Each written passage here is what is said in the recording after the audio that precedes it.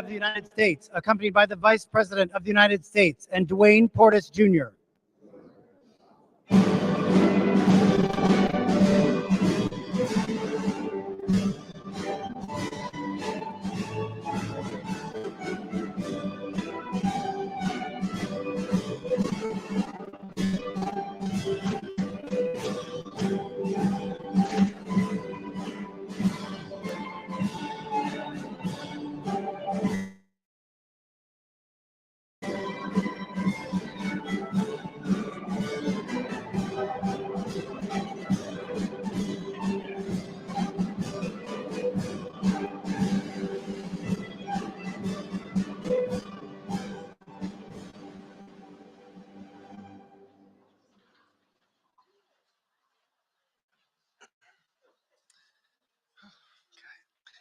Hello. My name is Dwayne Portis Jr. I'm a high school senior from the south side of Chicago.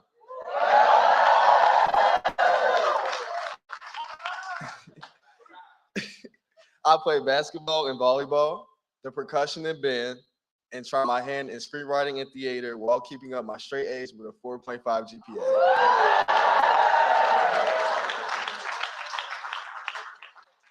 2 weeks ago, my classmates were invited to a screening of the movie Till here at the White House. Emmett Till was about my age when he left Chicago to visit his family in Mississippi. We all know the story of how he never came back, but how he never left our nation's conscience. I wasn't able to attend the screening, but my friends told me how cool it was to see President Biden, what it means to be in a place where you feel seen in the history of our country. I thought I missed my chance for good until the White House asked that I join you all today. And it is truly amazing to be here, especially with my mom. She instilled in me the values of hard work, faith, and service. As a family, we volunteer at food pantries and clothing drives. Seeing how mental illness impacts my peers, I've organized events to raise awareness and advocate for additional services. I also mentor middle students and collaborate with nonprofits in the Chicagoland area to safeguard our environment. Me, Black history isn't just about the past. It's about what we all do in big and small ways to build the future we all want for our communities and our country. That's why it's incredible to be with two people who are making that future possible. President Biden, thank you for welcoming me and my mom and all my friends to the White House.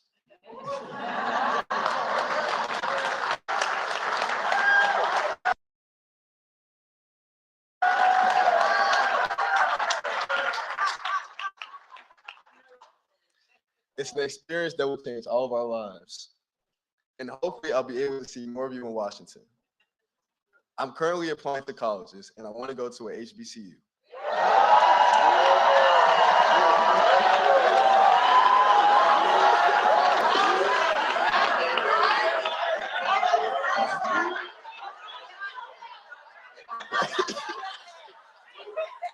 But my top choice is Howard University.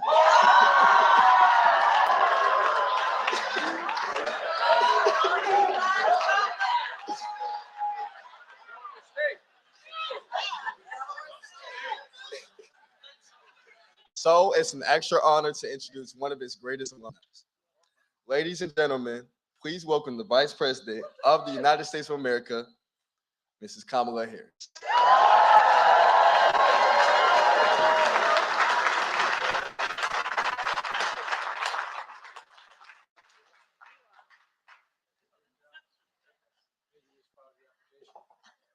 I think he's gonna get in.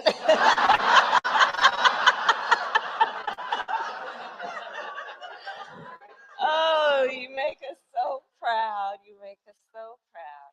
You'll get in, and you're gonna be a wonderful bison, a wonderful bison. Well, thank you, Dwayne, for that introduction. And your life of service, you have already chosen to live a life of service and leadership. You know, I think that we all know, and part of our tradition, our responsibility is to remind our young people that you are born a leader. Yes. And it's just a matter of when you decide to turn that on. And you decided at an early age, and your country and we all benefit from that work. So thank you. So to everyone here, all of Dwayne's friends, our president, Joe Biden, members of our cabinet who are here, members of the Congressional Black Caucus, and to everyone here, and in particular our young leaders, thank you all for your leadership and for us all being together this afternoon. So during Black History Month, we celebrate all of those who through courage and conviction, through resistance and resilience, from bold discoveries and cutting-edge research to arts and music and a myriad of other disciplines, advanced freedom, liberty, and opportunity for the benefit of all Americans. We celebrate legends whose words and their work inspire millions and millions, not only in our country, but around the world. And we celebrate the others whose names are less well known, from those who led the fight for abolition, to factory workers and Pullman porters who built the middle class, from Tuskegee Airmen who took on both fascism and racism, to freedom fighters and freedom riders and marchers who stood tall and sat in, from astronauts who blazed a trail to the stars and ignited our imagination, to those who continue to make impact as faith leaders and activists, teachers, and small business owners. All of the hardworking people who inspire our children to dream with ambition and aspiration, to determine their own future, and to live up to their God-given potential. It is those stories that remind us that Black history is American history.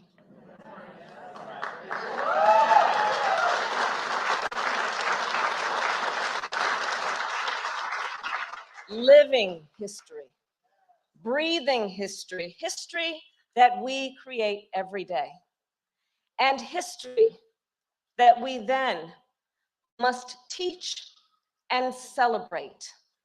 A history that helps us to understand how the past has influenced the present and potentially our future. And let us all be clear, we will not as a nation build a better future for America by trying to erase America's past.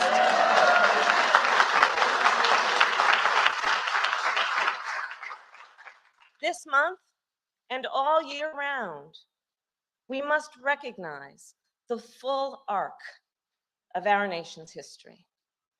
And as I've said many times before, I do believe history to be a relay race of sorts. We have each been passed the baton, and then we run our part the best way we can, and then we pass the baton to the next generation. So during Black History Month, we celebrate the heroes of the past, as well as those who currently carry the baton. The innovators and barrier breakers across our country and in this room, those who inspire our nation through their work and their example. And as we work then to carry that baton further, let us continue to make progress in many ways that we do, understanding the interconnection between all of our work and our collective work in the fight for justice. When we replace, for example, every lead pipe in our nation and put more electric buses on the road, we not only fight the climate crisis, we invest in infrastructure and all of those babies who should not have to drink toxic water. We fight the crisis of maternal mortality and other health inequities, understanding it is about elevating our response to a public health crisis, and it is also about addressing systemic inequities that led to those outcomes in the first place.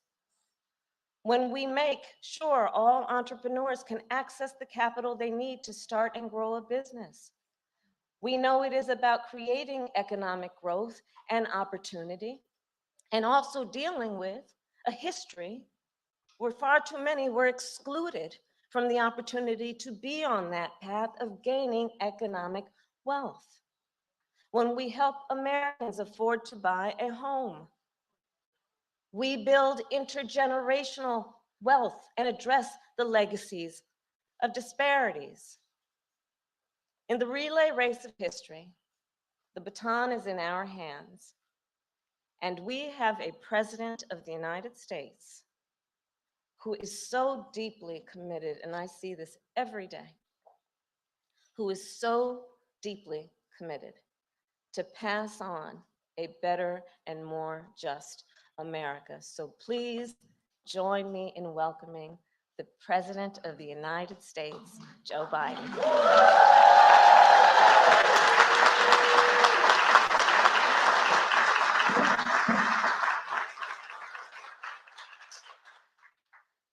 Well, thank you for that introduction. I want to thank Doug and Kamala. You know, Jill, my wife, or I'm her husband. You all think I'm kidding. Jill wanted to be here. She just got back from her trip to Kenya and Namibia. And it was a very substantive trip, powerful trip as a follow-up to the African Leaders Summit. And we hosted here in December to deepen the relationship between America and countries across that continent. She met with the presidents and first ladies of both countries. She spoke to more than 1,000 young people, the first generation born out of apartheid in Namibia, and empowered them as keepers of democracy. In Kenya, she met families affected by devastating drought and food insecurity, and made worse by Putin's brutal assault on Ukraine. And it made it clear that America's commitment to Africa is real, and Jill showing up, just being there, is testament to that commitment. It was a trip she'll always remember, and while she couldn't be here, we're honored to welcome your house, Black History Month.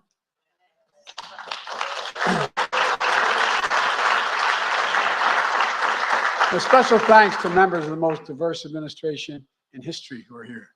The most diverse administration, right, Jim? Jim Carver. I tell you what, man. Father, I wouldn't be standing without Jim.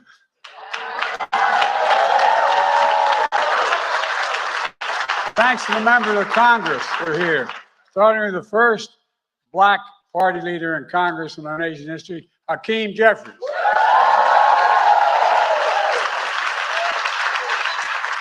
He's here in spite of the fact when he ran the first time I campaigned for him. And the chair of the Congressional Black Caucus, Stephen Harshford. Stephen, where are you? I campaigned for him too. I don't know what this means. They don't talk to me anymore, though. I'm only kidding. And the civil rights and business leaders are here today. And by the way, I've worked a long time with the presidents of my home state, HBCU, Delaware State. Yes, sir. Now, by the way, you said you played basketball? I want to introduce you to an All-American. Come here, pal.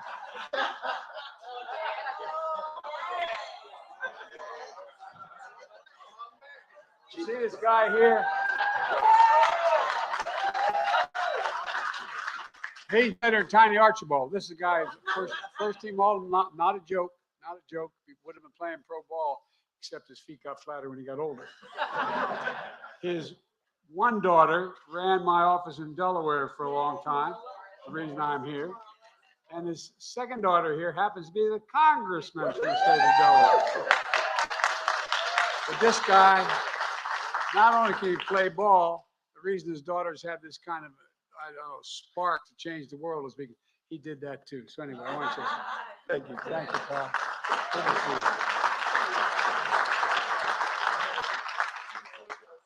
You know, I know real power when I see it. The Divine Nine. All honored to have presidents, all the presidents here tonight. And I want to thank them.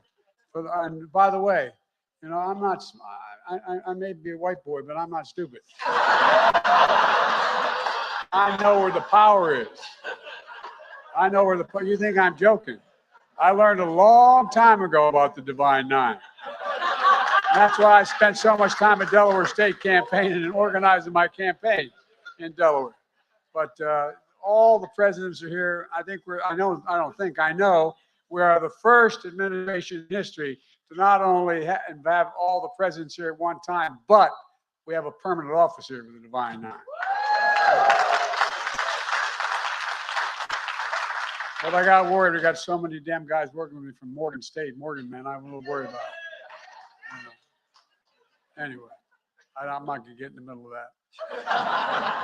I shouldn't kid about it. I should know better. Look, folks, I also want to thank the marching band of Virginia State University.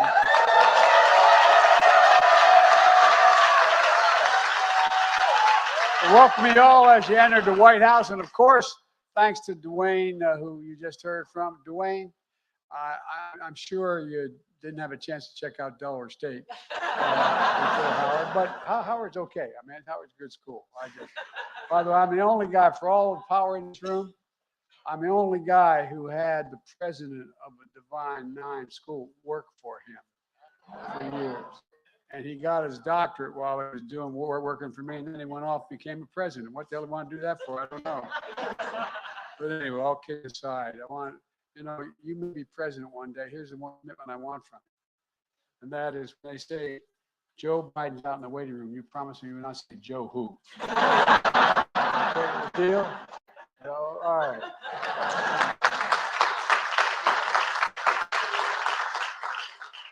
As Dwayne just referenced, we recently hosted a screening of the movie Till.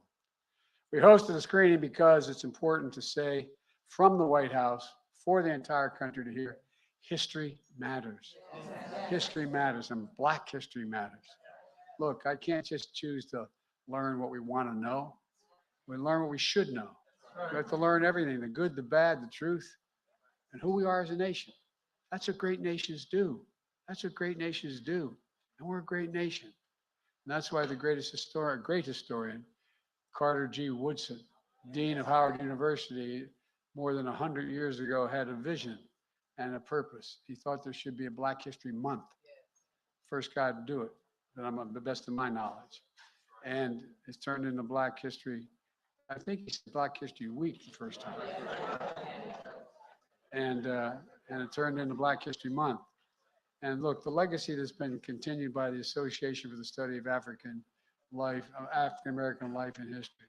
It's a legacy that continues today to celebrate the vast contributions Black Americans have made to American history. No, we celebrate all of you and the progress we made together the past 2 years. Progress to lay the foundation for a stronger, more resilient, more equitable economy that grows from the bottom up and the middle out. So the poor have a ladder up, the middle class do well, and the wealthy always do well when everybody else does well. So I ain't worried about them. All kidding aside, they do well. This idea somehow we're only focusing on middle class and the poor. The wealthy do very well when the middle class are doing well. We created over 12 million jobs, the strongest job growth of any presidency in the first 2 years of our history. Black unemployment is near record lows. Wages for Black workers are up in the 2 strongest years ever for small business creation, which includes strong growth in Black small businesses. And guess what? It's not just the business that gets started. Imagine what the neighborhoods would be without those small businesses, without the beauty shop, the drugstore. It's the center of what creates a community, the engines and glue that keep communities going. So it's not just the small business. More Black Americans have health insurance today than any previous time in American history. And with the help of many of you, we've got millions of people insured under the Affordable Care Act by making it easier for them to sign up and making it more affordable, saving millions and millions of dollars overall for people making and getting an $800 a year break in their health insurance. For the first time, we've empowered Medicare to negotiate drug prices. We finally beat them. Finally took them on because of people on the screen. That means paying bucks for insulin January 1st that's capped at $35 a month for those on Medicare. The parents, grandparents, aunts, and uncles, we also cap out-of-pocket costs for seniors in Medicare at a maximum of $2,000 per year, no matter what the costs are. They're not going to be more than $2,000 beginning in 2025, because some of those cancer drugs they have to pay for are $10,000, $12,000, $14,000 a year. Total $2,000 a year, no matter how much your costs are. We passed a law to make the biggest investment ever in climate than any time, anywhere in history. And look, in particular focus, what we talked about a lot, Jim and others and I, we talked about those fence line communities. Those fence line communities suffered the most consequences of being smothered by pollution.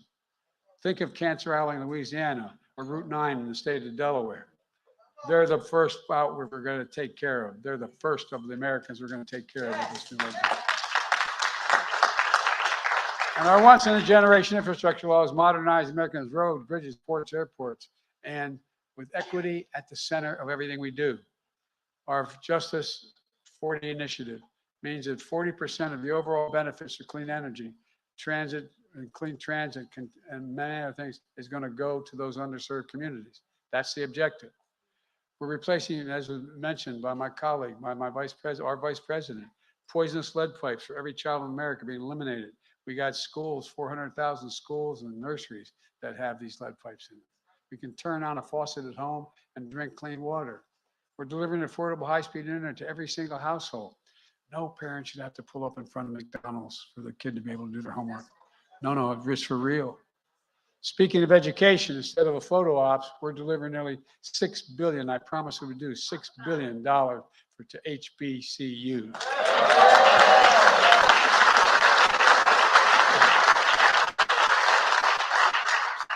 About the kind of foundations that other schools have, we got to make sure they have the same laboratories, the same research capacity that everybody else, because their students can do anything anybody else can do, but they need to have the facility to do it. We're going to increase their teaching and training capacity and attract millions of dollars from the private sector, investing in industries of the future like cybersecurity. One of the best ways to close the racial wealth gap, as was referenced earlier, is to expand access to homeownership. That's how the vast majority of the middle class have done it. That's how they built wealth and stability and pass it down to their children and grandchildren. That's why we're expanding efforts to build back a generational wealth through home ownership and aggressively combating racial discrimination in housing.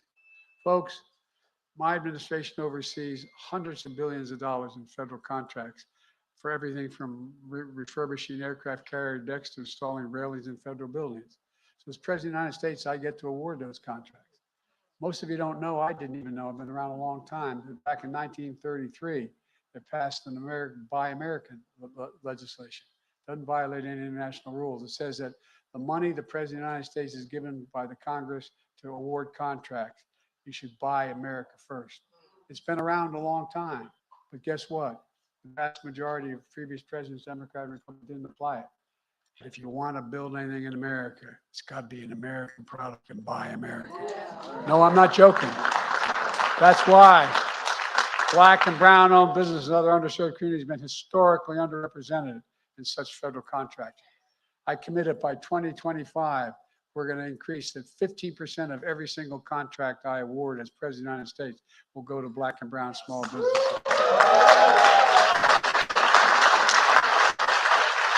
And the effect of that is that'll bring an additional $100 billion in federal contracting money to these communities.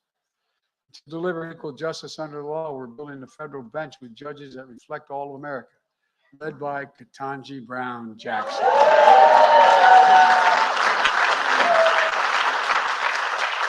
I promised you a number of things. Very specifically, I said the first nominee to the Supreme Court is going to be a Black woman, and that I was going to pick a Black woman to be Vice President of the United States of America. We've appointed more Black women to the Federal Circuit Courts than every other president in history combined. Every single solitary one. And by the way, Dick Durbin of Illinois deserves enormous credit for that getting done. Look, after Senate Republicans blocked the George Floyd Justice and Policing Act last year, with your help, and some of you in this room actually helped me write it, I signed a historic executive order requiring key elements of that bill in federal law enforcement. I banned chokeholds, greatly restricted no-knock warrants, created a national database for officers' misconduct, and to lighten use of force policies emphasizing de-escalation in the way in which police officers work. To take a fresh approach to recruit, hire, train law enforcement, all of which are tied to effective and accountable community policing and advance public trust and safety. And as I made clear in the State of the Union, with the presidents of Tyree Nichols as our guest, his mom and dad, we need the Congress to come together to pass police reform legislation.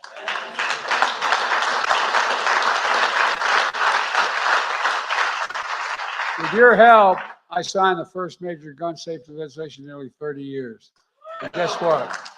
I'll say it again. We're going to ban assault weapons before we're out of here. Ban them, ban them, ban them. Another thing about equal justice, I'm keeping my promise. No one should be in prison for the mere possession of marijuana. Too many minorities are in prison for that. So what I've passed, we should pardon them, expunge their records as if it never happened so they have a chance again in society. And folks, I just signed legislation most people don't think is going to be very consequential, but it is to the people there. Legislation to cap the cost of phone calls in prisons, that prisons charge incarcerated people, just a step toward basic dignity. And folks, last year after the mass shooting in Buffalo, Jill and I spent time, I met with all those families. I also convened the first of its kind White House Summit Against Hate-Fueled Violence that many of you called for and supported. Together, we're saying loud and clearly that in America, hate will not prevail. Hate will not prevail. Silence is complicity. Yes. Silence, and we're not going to remain silent. Denialism is worse, and it is unacceptable. With your help, I signed a law more than 100 years in the making to finally make lynching a federal hate crime, the Emmett Till law. Amazing, 100 years ago. And it's astounding. You've joined me at the bill signing for other victories to protect the right of interracial and same-sex marriages, to make Juneteenth a federal holiday. You've been key partners in executive orders I've signed advancing racial equality and justice and support underserved communities. But we have to keep going. We're not finished yet. Many of you have been working on these issues for a long, long time. We've gotten a lot done together, but we have a lot more to do.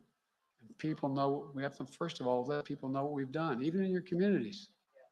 They don't know all that we've done. We have to make it clear, and we're not stopping, because that gives them confidence that we're going to keep going. Remind them why it's important to get engaged, and their voices do matter. So we've got to talk about it, spread the word, defend our progress, finish the job. For example, my student debt relief plan, which will help tens of millions of folks and on Pell Grants hit hard by the pandemic. About 70% of Black college students receive Pell Grants. For many Black students, this savings will be so significant, including wiping out their entire student debt completely. But currently, the only thing blocking that plan is opponents of the plan suing us. Today, there was argued in the Supreme Court whether or not my plan is able to be done by executive order. They're the same folks who had hundreds of thousands of dollars, even millions of dollars in pandemic relief loans forgiven, and many of them in Congress, by the way, Republicans, who voted for tax cuts for overwhelmingly benefit the wealthiest people in America, who are the people who paid to bring these suits. Look, folks, you got to give me a break. My administration is making our case in the Supreme Court, and I'm confident the legal authority to carry that plan is there. I promise you, I have your back, and this is so much more we can do. Folks, we have to stand together to protect women's right to choose. We have to continue to fight for racial justice. We cut Black child poverty in half in 2021 because of the child tax credit. Look, we need to help make that tax credit permanent now.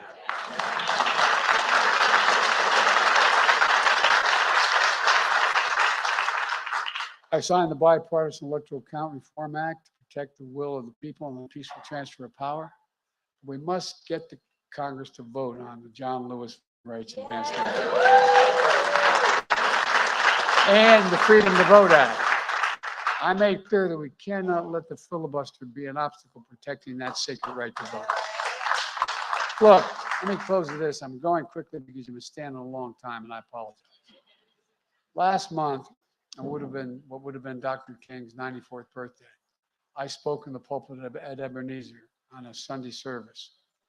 The next day, Dr. King's holiday, I joined Reverend Sharpton and the National Action Network to talk policy. The day after, we stood here in the East Room with Steph Curry, an NBA champion who was a supporter of the champion Golden State Warriors, that continued a storied tradition of Black athletes playing a role bigger than just the game they play, speaking out against racism, standing up for equality, encouraging people to vote, empowering children and their families to eat healthy, learn, and play in safe places, rallying the country against gun violence, in faith and action, policy and culture, and so much more. We see the vibrancy of Black culture and history enriching all of American life, all of American life. History that can't be buried because it lives in the soul of this nation. It's who we are. It's who we are. It matters. As the gospel song sings, we've come too far from where we started. Nobody told me the road would be easy. I don't believe he brought me this far to leave me. Folks, I don't think the good Lord brought us into this far to leave us behind. We just have to remember. We just have to remember who we are. We're the United States of America, and there's nothing beyond our capacity. Nothing, nothing, nothing. So happy Black History Month. May God bless you all, and enjoy the reception which starts after the next performers that's about to be announced.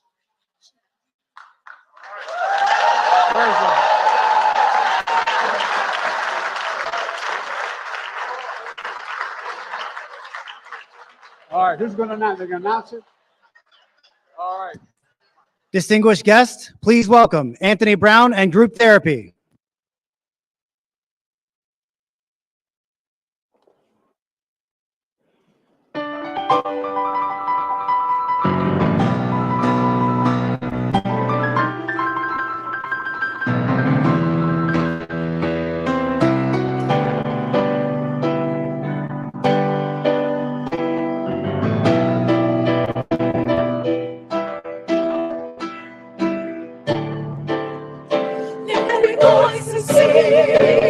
Every voice and sing till earth and heaven ring with the harmonies of faith. Every voice and sing the rise and leaves skies, let it resound out as the rolling sea.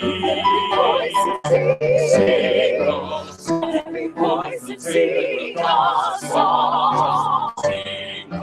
Lift every voice and sing a song of facing the rising sun of a new day begun. Let us march on till victory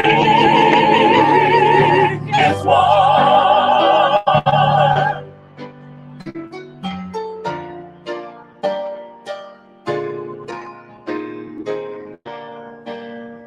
Stony the road we go, into the chance we go, comes in the days when on and with the steady stream, the weary soul, to the saints of the stream of soul. We have come, oh we have come, over a way that the Jesus water. Treading back through the blood of the slaughter, out of the gloomy past, till now we stand at last.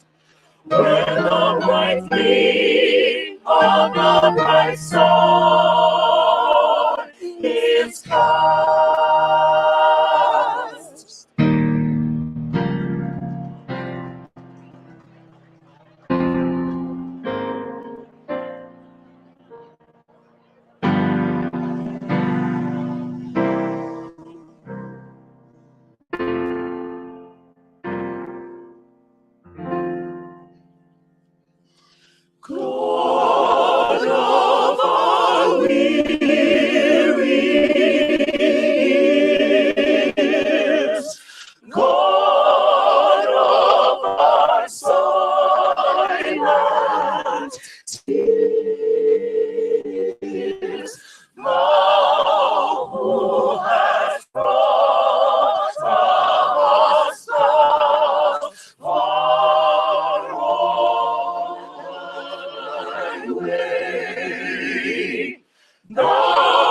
Who has by thy might led us into the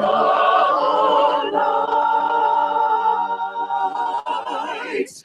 Keep us forever in thy path, we pray.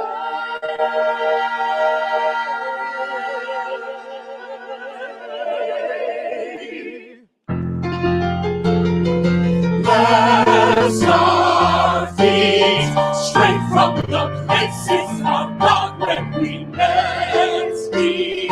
Bless our hearts drunk with the wine of the world we forget thee. Shadowed beneath thy hand, may we forever stand true to our God, true to our native land.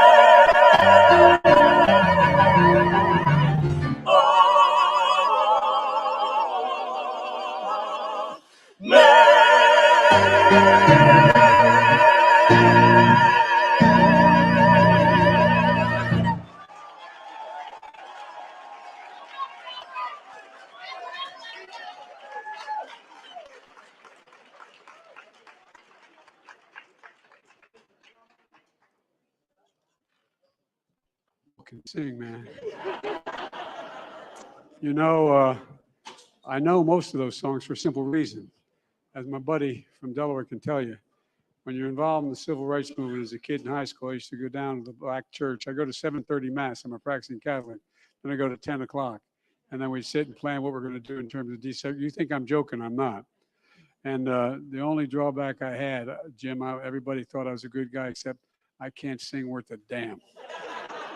My dad, when he was a college age, he didn't go to college, but he had a band. And my dad played a reed instrument. He played the saxophone and the clarinet, and he could sing and he could dance. He'd look at me once in a while and said, Joe, I don't know where you came from, honey. Yeah, you have no lip. You can't sing, and you can't carry a tune in a wheelbarrow, but I still love you anyway. But at any rate, thank you all so much. I mean this sincerely. I want to thank the talent, but also want to thank the talent in this room. We wouldn't be anywhere without the people in this room. Not a joke. Not only would I not be standing here, we wouldn't have passed all the stuff that made a difference. I look back on my career of 280 years here. All kidding aside, every time we were told we couldn't do something, we got it done. We're going to do it again. So as my mother, my Irish Catholic mom would say, God bless you, dear. Let's go get them, okay? Thanks.